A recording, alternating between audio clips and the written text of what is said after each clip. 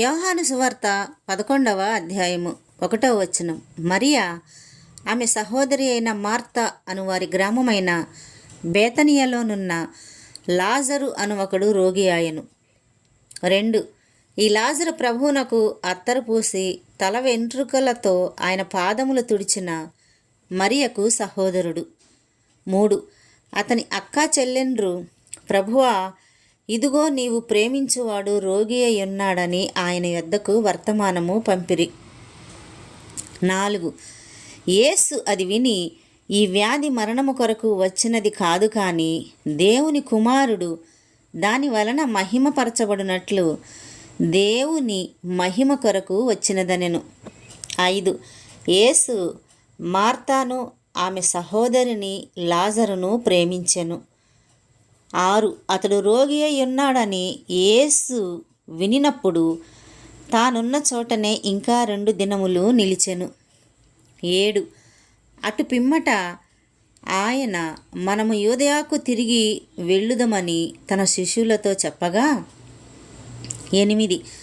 ఆయన శిష్యులు, బోధకుడా, ఇప్పుడే యూదులు నిన్ను రాళ్లతో కొట్ట చూచుచుండిరే, అక్కడికి తిరిగి వెళ్ళుదువా అని ఆయనను అడిగిరి. 9. అందుకు యేసు, పగలు 12 గంటలున్నవి కదా, ఒకడు పగటివేళ నడిచిన ఎడల ఈ లోకపు వెలుగును చూచును కనుక తొట్రుపడడు. 10.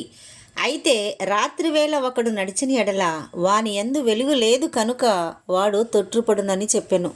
11. ఆయన ఈ మాటలు చెప్పిన తర్వాత, మన స్నేహితుడైన లాజరు నిద్రించుచున్నాడు, అతన్ని మేలుకొలప వెళ్ళుచున్నానని వారితో చెప్పగా, 12.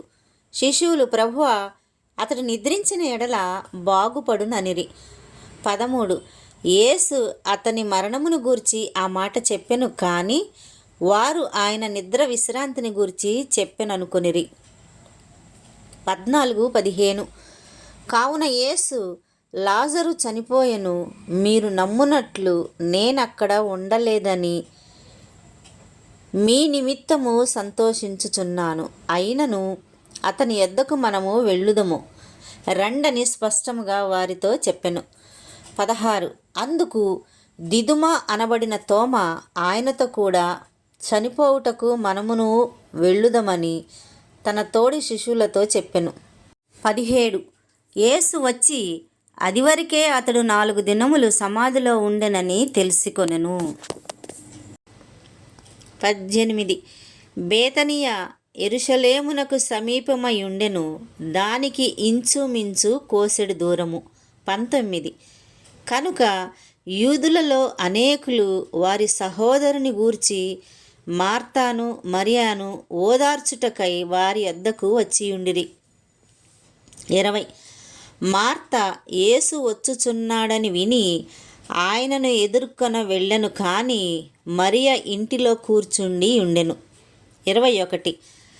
మార్త యేసుతో, ప్రభువా, నీవిక్కడ ఉండిన ఎడల నా సహోదరుడు చావకుండును. 22. ఇప్పుడైనను నీవు దేవుణ్ణి ఏమడిగినను దేవుడు నీకు అనుగ్రహించునని ఎరుగుదుననెను. 23. యేసు, నీ సహోదరుడు మరలా లేచునని ఆమెతో చెప్పగా, 24. మార్త ఆయనతో, అంత్యదినమున పునరుద్ధానమందు లేచునని ఎరుగుదుననెను. 25. అందుకు యేసు, పునరుద్ధానమును జీవమును నేనే, నా యందు విశ్వాసముంచువాడు చనిపోయినను బ్రతుకును. 26. బ్రతికి నా యందు విశ్వాసముంచు ప్రతివాడును ఎన్నటికి నీ చనిపోడు. ఈ మాట నమ్ముచున్నావా అని ఆమెను అడిగెను. 27. ఆమె, అవును ప్రభువా, నీవు లోకమునకు రావలసిన దేవుని కుమారుడవైన క్రీస్తువని నమ్ముచున్నానని ఆయనతో చెప్పెను. 28.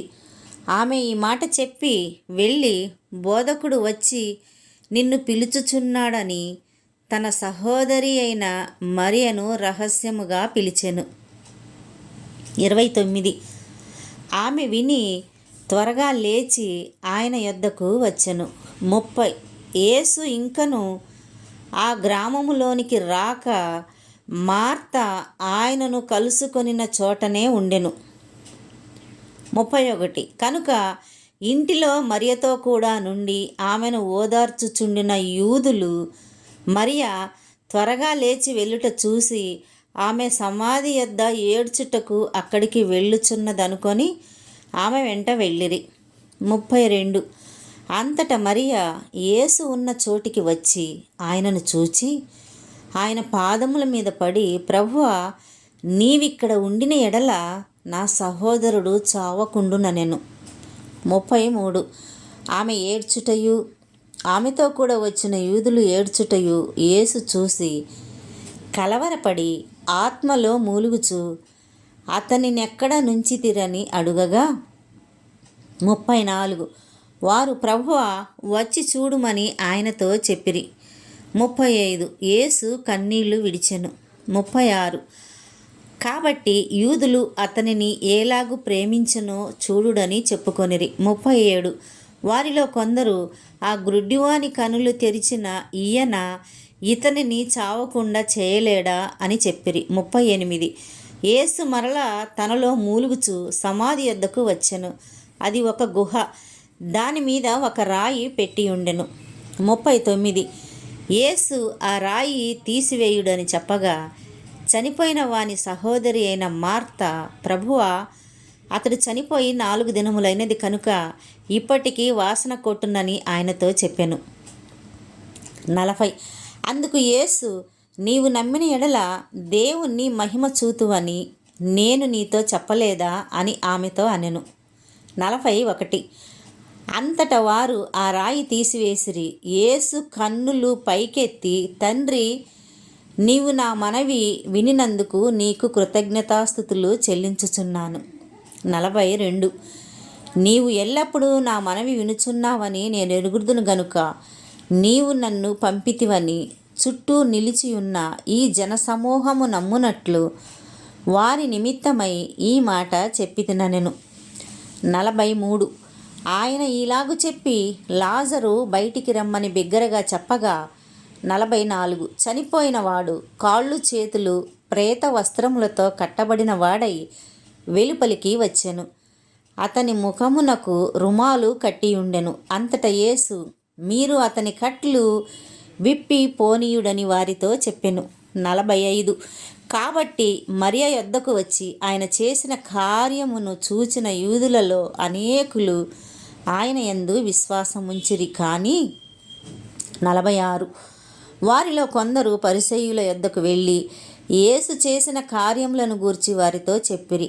47 కాబట్టి ప్రధాన యాజకులను పరిసయ్యులను మహాసభను సమకూర్చి, మనమేమి చేయుచున్నాము?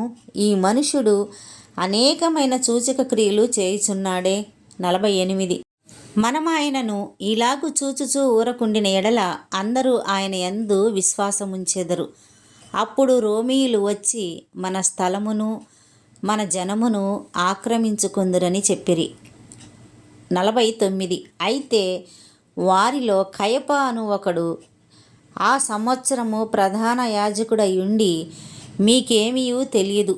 50 మన జనమంతయు నశింపకుండునట్లు ఒక మనుషుడు ప్రజల కొరకు చనిపోవుట మీకు ఉపయుక్తమని మీరు ఆలోచించుకొనరు అని వారితో చెప్పెను.